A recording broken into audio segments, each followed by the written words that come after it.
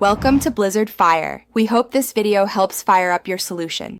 You start by importing your numbered image sequence into Premiere Pro so the program recognizes frame order.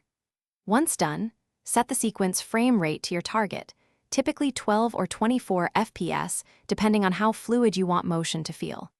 Make sure the sequence resolution and aspect ratio match your images to avoid scaling artifacts. Then, drag the images onto the timeline as an image sequence or individual clips. This immediate setup prevents timing problems later and keeps your workflow consistent. Next, you control how long each frame displays.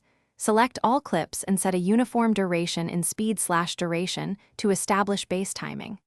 Once that's set, nest the clips so you can apply effects to the whole sequence. Nesting keeps edits non-destructive.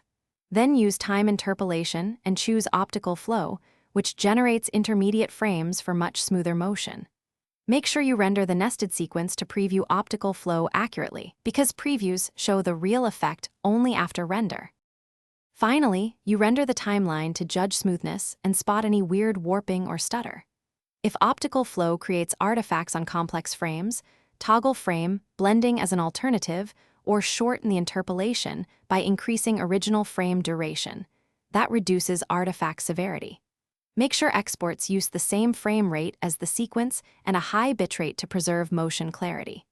If things still go wrong, revert the nested sequence, split the problem area, and try a different interpolation on the. Thanks for watching. If you found this helpful, don't forget to like and subscribe.